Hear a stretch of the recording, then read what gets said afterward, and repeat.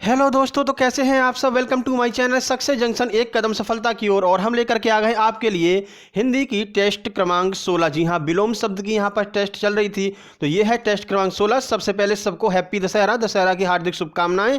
उसके बाद हम चलते हैं अपने पहले प्रश्न की तरफ बिना समय गवाए। किस समूह में सभी शब्द धनी के विलोम हैं? यानी कि इसमें से आपको ये बताना है कि धनी शब्द के विलोम किस समूह में है। देखिए, अब समूह में आपसे प्रश्न पूछा जाता है। अब क्या है, प्रश्नों का लेवल हो गया है चेंज। अब सीधे सीधे प्रश्न नहीं पूछे जाते हैं। अब आपसे एक समूह दे दिया जाएगा, उसमें पूछा जाएगा कि धनी समूह के विलोम कौन से समूह में आंसर दिया हुआ है। तो ऑप्शन ए देखते हैं, संपन्न, लब्ध, प्रतिष्ठित, समृद्ध। तो ये तो आपको धनी का बिल्कुल समानार्थी दिख रहा है, तो इसको छोड़ दीजिए। दरिद्र, अकिंचन, विपन्न। उसके बाद ऑप्शन सी है दुखित, निराश्रित, निराधार। उसके बाद ऑप्शन डी है श्रीमंत, निखिलम, निराहार। तो बताइए कौन सा इसमें से समूह ऐसा है जो धनी का विलोम है। यानी कि यहाँ पर गरीबी का जो पर्यायवाची होगा वही आपका धनी का विलोम होगा। तो इस समूह में तीनों शब्द ऐसे होने चाहिए जो कि गरीबी के पर्यायवाची हो और धनी के विलोम हो। आइए देख लेते हैं क्या है इसका आंसर। तो इसका आंसर है बी, यानी कि दरिद्र, अकिंचन और विपन्न। ये जो है ये गरीबी का समानार्थी है और धनी का विपरीत है, तीनों के तीनों शब्द। तो धनी के विलोम शब्द समूह के रूप में विकल्प बी को सही चुना जा सकता है, क्योंकि धनी अर्थात धनवान या संपन्न, जबकि विलोम इसका क्या हो जाएगा, दरिद्र, अकिंचन तथा विपन्न हो जाएगा इसका विलोम। उम्मीद करते हैं पहला प्रश्न आपके समझ में आ गया होगा। तो चलते हैं प्रश्न नंबर 2 की तरफ। यह आ गया आपके सामने प्रश्न नंबर 2। प्रश्न नंबर 2 में आपसे कहा जा रहा है सजल का विलोम शब्द क्या होगा। देखिए, ये कुछ ऐसे शब्द हैं जो आपको बहुत कम देखने को मिलते हैं, लेकिन परीक्षाओं में अब कुछ ऐसे ही प्रश्न आने वाले हैं। और आपको ये तो पता ही होगा, विलोम शब्द कम से कम 3 से 4 नंबर के विलोम शब्द हर परीक्षा में आपको देखने को मिलते हैं। जैसे अगर हम यूपीएसआई की बात करें तो 100 नंबर की हिंदी है तो 5 विलोम शब्द आपको देखने को मिलेंगे ही मिलेंगे। और एमपीएसआई की बात करते हैं तो 70 नंबर की हिंदी है तो 3 से 4 विलोम शब्द आपको देखने को मिलेंगे।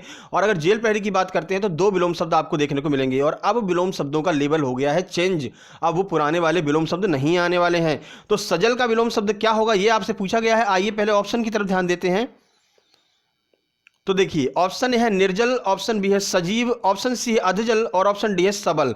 तो इसका आंसर हो जाएगा ए, निर्जल शब्द जो है वो सजल शब्द का क्या है, विलोम है। ठीक है, तो निर्जल का विलोम सजल हो जाएगा, सजीव का विलोम निर्जीव हो जाएगा या फिर अजीव भी कह सकते हैं, तथा सबल का विलोम दुर्बल हो जाएगा। सबल मतलब होता है बलशाली, दुर्बल मतलब होता है जो बलहीन हो। ठीक है, तो ये जो शब्द है ये एक दूसरे के विलोम होते हैं। तो एक साथ में हमने यहाँ पर आपको चारों ऑप्शन के विलोम शब्दों से रूबरू करा दिया है। चलते हैं प्रश्न नंबर 3 की तरफ।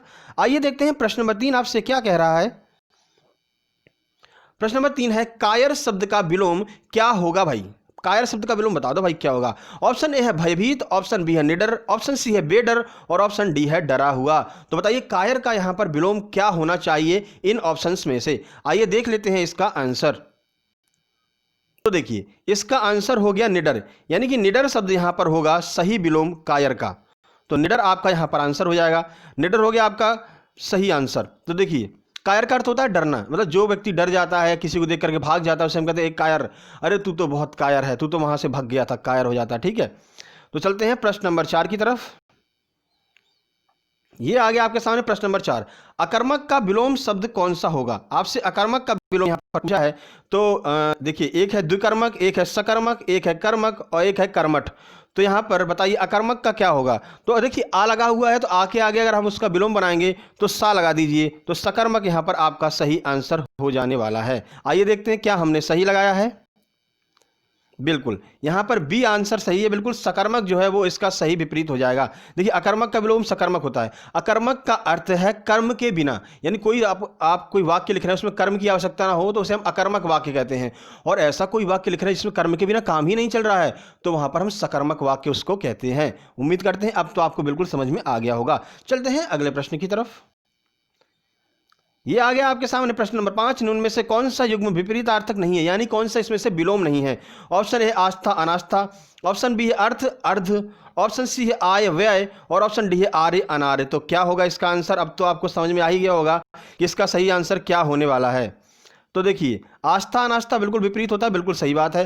अर्थ और अर्ध का कोई होता नहीं। अर्थ का अर्थ होता है किसी का अर्थ होना और उसका उल्टा होता है अनर्थ। तो यही आपका आंसर हो जाने वाला है, यानी कि अर्थ का उल्टा अनर्थ होता है। ठीक है, बाकी आय का उल्टा व्यय, आर्य का उल्टा अनार्य, ये बिल्कुल सही है। ठीक है, तो ये आपका हो गया आंसर। चलते हैं अगले प्रश्न की ओर। देखिए अर्थ विपरीतार्थक अनर्थ हुआ। ये आ गया प्रश्न नंबर 6, उष्ण का विलोम क्या होता है? ताप, ऑप्शन बी है शीत, ऑप्शन सी है गर्मी और ऑप्शन डी है वर्षा। तो बताइए उष्ण का विलोम यहाँ पर क्या होता है? तो आइए देख लेते हैं। देखिए उष्ण का मतलब क्या होता है? उष्ण का मतलब होता है गर्मी, ठीक है। तो इसका विलोम क्या हो जाएगा? इसका विलोम हो जाएगा भाई शीत, ठीक है। शीत इसका सही विलोम हो जाएगा। आइए देखते हैं आंसर में क्या हमने बिल्कुल सही लिखा है या नहीं। जी हाँ, बिल्कुल सही है। इसका आंसर बी यानी कि शीत हो जाएगा। तो शीत और किसका विलोम होता है वो भी आइए देख लेते हैं। उष्ण का विलोम शब्द शीत होता है, ताप का विलोम शब्द भी शीत ही होता है, ठीक है। और गर्मी का विलोम शब्द सर्दी होता है। यहाँ पर ये आप क्लियर कर लीजिए, गर्मी का विलोम सर्दी हो जाएगा, ठीक है। और वर्षा का विलोम बसंत हो जाएगा। चलते हैं प्रश्न नंबर 7 की तरफ। यह आ गया प्रश्न नंबर 7, निम्न में से कौन सा एक युग्म विलोम शब्द का नहीं है? यानी कि इसमें से ये बताना है कि कौन सा विलोम शब्द नहीं है, यानी वो समानार्थी हो सकता है। ऑप्शन ए है उदार अनुदार, ऑप्शन बी है न्यून और अल्प, ऑप्शन सी है अक्षम और सक्षम और ऑप्शन डी है निर्जल और सजल। तो ये निर्जल सजल तो हम अभी पढ़ा के ही आ रहे हैं आपको। तो देखिए न्यून और अल्प का तो मतलब सेम ही होता है। न्यून मतलब कम और अल्प मतलब कम, तो ये तो समानार्थी हो गया, ठीक है। ये आपका समानार्थी हो गया। ये वाला आपका न्यून और अल्प जो है ये आपका समानार्थी हो जाएगा। तो ये आपका आंसर हो जाएगा। तो आंसर बी हो जाएगा। न्यून और अल्प जो है ये दोनों एक ही अर्थ देते हैं, ठीक है। तो अतः ये समानार्थी है, ना कि विपरीतार्थक। प्रश्न नंबर 8 आ गया आपके सामने, निम्न में से कौन सा युग्म विपरीतार्थक नहीं है? देखिए युग्म वाले प्रश्नों को हमने इसलिए ज़्यादा लिया है क्योंकि अब ऐसे ही प्रश्न आपके परीक्षाओं में आने वाले हैं। और ये जो है आपका विलोम शब्दों का लगभग लास्ट पार्ट ही है, अब कुछ बचा हुआ नहीं है। विलोम शब्द हमने 2 क्लास पहले करा दी थी, 1 क्लास ये करा दे रहे हैं। तो इससे बाहर लगभग नहीं आएगा। जो फेमस विलोम शब्द होते हैं, जो बहुत बार परीक्षाओं में आए हुए हैं, वो सारे विलोम शब्द हमने क्लियर कर लिए हैं। और कुछ बचे रह गए थे, जो कुछ कठिन विलोम शब्द होते हैं, उनको हमने इस सीरीज में क्लियर कर लिया, इस वाली क्लास में, 16 नंबर की क्लास में। तो आपका विलोम शब्द अब कहीं जाने वाला नहीं है, ठीक है। तो इसको अच्छे से पढ़ लीजिए, इसी में से विलोम शब्द आपका आ जाएगा। तो देखिए निम्न में से कौन सा युग्म विपरीतार्थक नहीं है? निर्गुण दुर्गुण, ऑप्शन बी है निर्जीव सजीव, ऑप्शन सी है तरल ठोस और ऑप्शन डी है ज्वार और भाटा। इसका आंसर ए यानी निर्गुण और दुर्गुण ये विलोम शब्द नहीं है। तो निर्गुण का विलोम क्या होता है आइए हम आपको देख लेते हैं। देखिए निर्गुण का विलोम सगुण होता है, ना कि दुर्गुण होता है। तो ये आपका आंसर हो जाएगा, क्योंकि निर्गुण का विलोम सगुण होता है। कहते नहीं सगुण भक्ति शाखा, निर्गुण भक्ति शाखा। तो यहाँ पर भक्ति शाखा से ही आप पता लगा सकते हैं। तो वहाँ पर दुर्गुण नहीं होगा, निर्गुण का विलोम सगुण होगा, ठीक है। तो इसलिए आपका आंसर ए हो जाएगा। प्रश्न नंबर 9, कंटक का विलोम कौन सा शब्द होता है? तो कंटक का अर्थ क्या होता है पहले आपको ये पता होना चाहिए। तो कंटक का अर्थ होता है कांटा। उसने मेरे रास्तों में कंटक बिछा दिए थे, यानी उसने मेरे रास्ते में कांटा बिछा दिए थे। तो कांटा का विलोम क्या होता है ये तो आपको पता ही होगा। आइए देख लेते हैं। तो देखिए इसका एक तो दे दिया कांटा, ये तो समानार्थी हो गया। दूसरा हो गया कुसुम। अब देखिए यहाँ पर फूल नहीं दिया बल्कि कुसुम दे दिया है, और कुसुम क्या होता है? पर्यायवाची होता है फूल का। तो यहाँ से आपका क्लियर हो गया कि कंटक का जो विपरीत होगा वो कुसुम हो जाने वाला है। देखिए कंटक का विलोम कुसुम होता है, और संयोग का विलोम वियोग होता है, क्योंकि संयोग भी दिया हुआ है। फूल का विलोम सूल होता है। अगर यहाँ पर ऑप्शन में फूल दिया होता तो वो भी आपका आंसर नहीं होता, क्योंकि फूल का विलोम सूल होता है, ठीक है। और सूल का अर्थ है कांटा, तो कांटा का विलोम सुमन हो जाएगा, ठीक है। और अगर यहाँ पर फूल दिया होता तो उसका विलोम सूल होता। ये बात आप ध्यान रखिए। चलते हैं प्रश्न नंबर 10 की तरफ। प्रश्न नंबर 10 आपके सामने आ गया है, निम्न में से कौन सा एक युग्म विपरीतार्थक है उसको चुनिए। यानी इसमें आपको ये चुनना है कि कौन सा विलोम शब्द है। देखिए विलोम शब्द और विपरीतार्थक एक ही अर्थ होता है इन दोनों का। तो इसमें आपको चुनना है कि विलोम शब्द कौन सा है। तो आइए देखते हैं। ऑप्शन ए अमृत और पानी, ऑप्शन बी है गरल और सुधा, ऑप्शन सी है खाली और भारी, और ऑप्शन डी है साफ और स्वच्छ। तो बताइए क्या होगा इसका आंसर। तो देखिए इसका आंसर हो जाएगा गरल और सुधा। यही सही विपरीतार्थक है। बाकी विपरीतार्थक सही क्यों नहीं है आइए हम आपको बताते हैं आगे। इसका आंसर बी हो गया गरल और सुधा। देखिए गरल का विलोम सुधा होता है, जबकि अमृत का विलोम विष होता है। वहां पर अमृत के साथ में क्या दिया हुआ था? पानी दिया हुआ था, तो गलत हो गया। साफ का विलोम गंदा होता है, और खाली का विलोम भरा होता है, ना कि भारी होता है। तो खाली का विलोम होता है भरा, और साफ का विलोम होता है गंदा, और गरल का विलोम होता है सुधा, जबकि अमृत का विलोम होता है विष। इस वजह से आपका बी यहाँ पर आंसर हो जाने वाला था। चलते हैं प्रश्न नंबर 11 की तरफ। प्रश्न नंबर 11 है, निष्ठुर शब्द का विलोम आपसे पूछा गया है, निष्ठुर का विलोम क्या होगा। ये कुछ ऐसे प्रश्न हैं हम आपसे बार बार कह रहे हैं जो आपने बहुत कम देखे होंगे, लेकिन परीक्षाओं में अब आपके ऐसे ही प्रश्न आने वाले हैं। तो हम कुछ ऐसे ही प्रश्नों को लेकर के आए हैं, चाहे हम आपकी हिंदी की बात करें, विज्ञान की बात करें। हमारी बहुत सारी टेस्ट सीरीज चल रही है, फ्री ऑफ कॉस्ट आप ज्वाइन कर सकते हैं। आप डिस्क्रिप्शन बॉक्स में एक बार चेक कर लीजिएगा। डिस्क्रिप्शन बॉक्स पर कैसे पहुंचेंगे, तो हमारा जो टाइटल है उस टाइटल पर क्लिक कीजिएगा तो डिस्क्रिप्शन बॉक्स खुल जाएगा। वहाँ पर बहुत सारी टेस्ट सीरीज की लिंक दी हुई है, आप जाकर के वहाँ से ज्वाइन कर सकते हैं। और हम आपको ये बता दें कि यूपीपीसीएस 2020 का जो प्री हुआ था उसमें 35 क्वेश्चन हमारी टेस्ट सीरीज से ही सीधे सीधे आए थे। तो बहुत ही महत्वपूर्ण टेस्ट सीरीज है। हमने विभिन्न किताबों से, विभिन्न न्यूज़पेपर्स से और विभिन्न वेबसाइट्स जो होती हैं आपकी गवर्नमेंट वेबसाइट से, वहाँ से जाकर के प्रश्नों को निकाला है, ठीक है, जो प्रीवियस में आए हुए हैं और आगे आने की जिनकी संभावना है। तो इसी वजह से बहुत सारे प्रश्न, लगभग 35 प्रश्न हमारे यूपीपीसीएस के एग्जाम में हमारी ही टेस्ट सीरीज से आए थे, ठीक है।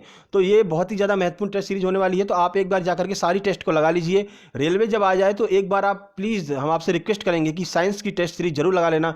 बहुत अच्छे लेवल की वहाँ पर साइंस आपको बताई गई है। जो एमपीपीबी के एएनएम में जो साइंस आती है वो बहुत अच्छे लेवल की आती है। तो हमने वहाँ के प्रश्नों को निकाल करके आपको आंसर दिया है। वहाँ पर केवल आंसर दिए रहते हैं, हमने आपको पूरे आंसर की विस्तार से जानकारी दी है, जिससे अगर उससे जुड़ा कोई और भी प्रश्न आ जाए तो उसको भी आप बड़ी आसानी से सॉल्व कर सके, कोई परेशानी ना हो। चलते हैं प्रश्न नंबर 11, निष्ठुर का विलोम आपसे पूछा गया है। ऑप्शन ए है करुण, ऑप्शन बी है कठोर, ऑप्शन सी है निडर और ऑप्शन डी है इनमें से कोई नहीं। तो निष्ठुर का अर्थ क्या होता है पहले आप ये जान लीजिए। देखिए, जब राम भगवान जा रहे थे वहां पर वन को, तो दशरथ ने क्या कहा था कैकेयी से, एक कैकेयी तू तो बड़ी निष्ठुर हो गई है, यानी तुझे जरा भी दया नहीं रही है। तो निष्ठुर का विलोम क्या हो जाएगा, दया। और दया का जो समानार्थी होता है वो क्या होता है, करुणा। तो यहाँ पर इसका आंसर हो जाएगा करुण। करुण इसका आंसर हो जाने वाला है आपका। बिल्कुल सही आंसर आपका करुण हो जाएगा। और नीचे दिया हुआ भी है कि आंसर ए जो है वो आपका बिल्कुल सही होने वाला है। तो देखिए, निष्ठुर का विलोम शब्द करुण है, जबकि कठोर का विलोम शब्द कोमल और निडर का विलोम शब्द डरपोक होता है। चलते हैं प्रश्न नंबर 12 की ओर। आगे आपके सामने प्रश्न नंबर 12, निम्नलिखित में से कोई एक युग्म में विपरीतार्थक नहीं है, उसे चुनिए। यहां पर कोई एक ऐसा युग्म है जिसमें उसका अपोजिट नहीं दिया, यानी विलोम नहीं दिया है, वो आपको चुनना है। ऑप्शन है दिवा रात्रि, ऑप्शन बी है छोटा तुच्छ, ऑप्शन सी है कष्ट संकट और ऑप्शन डी है सुख और सुख, सुख और खुश। ठीक है, तो आइए देख लेते हैं। इसका आंसर है ए, यानी कि दिवा और रात्रि ये बिल्कुल सही विलोम शब्द के युग्म है, बाकी जो है वो विलोम नहीं है। तो आपसे यही पूछा गया था कि इनमें विलोम शब्द का सही युग्म कौन सा है। तो आइए देख लेते हैं। तो विपरीतार्थक कौन सा हो गया यहाँ आपका, तो दिवा और रात्रि। दिवा का अर्थ होता है दिन और रात्रि का अर्थ होता है रात। तो यहाँ पर आपका आंसर हो गया दिवा और रात्रि। तो चलते हैं अगले प्रश्न की ओर। सुख का विलोम दुख होता है, ये आप क्लियर कर लीजिए। ठीक है, प्रश्न नंबर 13 आपके सामने आ रहा है। निम्नलिखित में से कोई एक युग्म विपरीतार्थक है, उसे चुनिए। यानी इसमें एक बार फिर आपसे पूछा गया है कि विलोम शब्दों का कौन सा युग्म सही है। ऑप्शन ए है दिन दिवस, ऑप्शन बी है दरिद्र गरीब, ऑप्शन सी है दीन दुखी और ऑप्शन डी है दब्बू दबंग। तो बताइए कौन सा एक युग्म विपरीतार्थक यानी अपोजिट है। तो बताइए कौन सा हो सकता है। इसका आंसर हो गया डी, दब्बू और दबंग। देखिए, दब्बू का अर्थ क्या होता है, दब्बू का अर्थ होता है कि मान लीजिए किसी ने कुछ कह दिया, सुन लिया, भाई कोई बात नहीं, अब क्या करें, बड़ा है भाई, हाँ अरे वो तो बलशाली है, कुछ नहीं, कोई दिक्कत नहीं है, सुन लेते हैं। लेकिन वहीं पर दबंग वाला क्या होता है, दबंग कहता है ए निकल लो, जल्दी जल्दी निकलो फटाफट, नहीं तो अभी कुछ हो जाएगा, फिर रट्टा हो जाएगा। तो क्या होता है, दबंग जो होता है वो बिल्कुल दबंग होता है, वो तो लड़ जाता है, बाद में देखा जाएगा जो होगा। तो इसलिए इसका अपोजिट हो जाएगा दब्बू और दबंग। ठीक है, आंसर डी इसका सही आंसर हो जाएगा। बाकी सभी समानार्थी है, दीन दुखी समानार्थी है, दरिद्र गरीब समानार्थी है, दिन दिवस दोनों समानार्थी, दिन का अर्थ होता है दिन और दिवस का अर्थ भी होता है दिन। तो ये सब समानार्थी हैं, केवल दब्बू और दबंग ये दोनों जो है विपरीत या विलोम शब्दों का युग्म है। अगला प्रश्न, प्रश्न नंबर 14, इहलोक का विलोम क्या होगा। इहलोक का मतलब होता है यहीं का लोक। ठीक है, तो अब तो हमने आपको आंसर ही बता दिया। तो ऑप्शन है स्वर्गलोक, ऑप्शन बी है परलोक, ऑप्शन सी है भूलोक और ऑप्शन डी है मृत्युलोक। तो बताइए क्या होगा इसका आंसर। तो इसका आंसर हो जाने वाला है परलोक। देखिए, इहलोक का अर्थ होता है यहीं का लोक, मतलब जहां पर हम निवास कर रहे हैं यहीं का लोक, किसी का अपने का लोक। ठीक है, यानी जहां हम निवास कर रहे हैं। और परलोक का अर्थ होता है पराया लोक, कहीं दूसरे। कहते नहीं अरे वो तो परलोक सिधार गया। परलोक का अर्थ होता है यहाँ पर किसी दूसरे लोक में सिधार गया, मतलब वो स्वर्ग में चला गया या फिर नरक में चला गया, कहीं भी चला गया। ठीक है, तो इसका आंसर परलोक हो जाने वाला है। तो आइए बाकी जो शब्द युग्म दिए हुए हैं उनका हम विपरीत देख लेते हैं। इहलोक का विलोम परलोक होता है, जबकि स्वर्गलोक का विलोम नरकलोक होता है। अगर आपको स्वर्गलोक दिया हुआ है तो उसका विलोम क्या होगा? नरकलोक होगा। इसलिए इहलोक का विलोम कभी आप स्वर्गलोक नहीं लगा करके आएंगे। इहलोक का विलोम परलोक होता है, स्वर्गलोक का विलोम नरकलोक होता है। चलते हैं प्रश्न नंबर 15 की तरफ। ये आ गया आपके सामने प्रश्न नंबर 15। निम्नलिखित में से कौन सा युग्म विपरीतार्थक है उसे चुनिए। ऑप्शन ए है मृत मृत्यु, ऑप्शन बी है कड़ा कठोर, ऑप्शन सी है यश कीर्ति और ऑप्शन डी है मूक और वाचाल। तो क्या आपको छांटना है? विपरीतार्थक है यानी कि विलोम शब्दों का युग्म सही है। ये युग्म वाले प्रश्नों को आप एक बार जरूर देख लीजिएगा अच्छे से, क्योंकि ये लास्ट सीरीज है, मतलब लास्ट क्लास है विलोम शब्दों की, इसलिए हमने इसमें युग्म वाले प्रश्न भी क्लियर किए हैं। एमपीएसआई में युग्म वाले प्रश्न अब आपको देखने को मिलेंगे, यूपीएसआई में भी युग्म वाले प्रश्न अब आपको देखने को मिलेंगे। अभी तक युग्म वाले जो प्रश्न थे वो यूपीपीसीएस या एमपीपीसीएस के प्री एग्जाम्स में देखने को मिलते थे, सीजीपीएससी के मेंस में देखने को मिलते थे, लेकिन अब ये प्रश्न जो है उछल करके कूद करके भाई साहब एमपीएसआई और यूपीएसआई में भी आने लगे हैं। ठीक है, तो ऑप्शन ए है मृत मृत्यु, ऑप्शन बी है कड़ा कठोर, ऑप्शन सी यश कीर्ति और ऑप्शन डी है मूक और वाचाल। तो कौन सा युग्म विपरीतार्थक है, कौन सा विलोम है, आइए सही आंसर देख लेते हैं। तो इसका आंसर है मूक और वाचाल। देखिए मूक और वाचाल विलोम क्यों है? देखिए मूक का अर्थ होता है शांत रहने वाला। ये हमने एक बार आपको और कराया है, आपको अगर याद आ रहा हो तो हमने ये प्रश्न एक बार आपको सॉल्व कराया है किसी सीरीज में, इससे पहले वाली में किसी में हमने आपको सॉल्व कराया है। तो मूक का उल्टा होता है वाचाल। मूक मतलब आपने किसी से बोल दिया भाई कुछ खाएगा, भाई पानी पी ले, मतलब कुछ ना बोलने वाला। और जो वाचाल होता है भाई सब्जी ले आऊँ, अरे सब्जी क्यों भाई, सब्जी ले आओ, पनीर ले आओ और रसगुल्ले भी ले आओ, अरे वो भी ले आओ, वो पूड़ी भी ले आओ भाई, और ये भी ले आओ वो ले आओ, मतलब वो होता है वाचाल। वो एकदम आपसे, आपने अगर एक शब्द उससे पूछा तो वो बहुत सारे बोल देगा, सारी चीज़ें आपसे पूछ लेगा, बता लेगा। और जो मूक होता है वो बोलने में शर्मिंदगी, मतलब जैसे उसको कहते हैं शर्मीला टाइप का, तो शर्मीला होता है, तो वो कम बोलता है, तो उसे कहते हैं मूक। और वाचाल मतलब होता है जो बोलने में एकदम प्रखर हो, प्रखर जिसकी वाणी प्रखर हो, ठीक है, बोलने में एकदम आगे रहता हो बोलने में, उसे क्या कहते हैं? वाचाल कहते हैं। ठीक है, तो आइए देख लेते हैं, इसका आंसर बिल्कुल सही है, इसका डिस्क्रिप्शन भी देख लेते हैं। तो मूक का विलोम वाचाल होता है, जबकि मृत का विलोम जन्म होता है। मृत का विलोम होता है जन्म, मृत्यु का विलोम होता है जीवित, मतलब मृत्यु अगर किसी की होगी उसका विलोम क्या होगा? जीवित होगा। और कोई मृत है तो उसका विलोम क्या होता है? जन्म होता है। ठीक है, यश का विलोम होता है अपयश, मतलब आप कहते नहीं अरे वो मैंने इसके लिए इतना ही किया उसने मुझे अपयश दिया। अब तो यश कीर्ति क्या होती है? यश माने हमारी बड़ाई, और अपयश माने क्या होता है? बुराई। इस तरह से आप कह सकते हैं। तो यश का विलोम अपयश होता है। यह अभी जो एग्जाम हुआ है यूपी वीडियो का, उसमें यह प्रश्न सीधे सीधे आया था, यश का विलोम क्या होता है? तो उसमें ऑप्शन बहुत सारे दिए हुए थे, तो उसका आंसर था अपयश। और कठोर का विलोम मृदु होता है, ये तो आपको पता ही पता है, कठोर का विलोम मृदु होता है।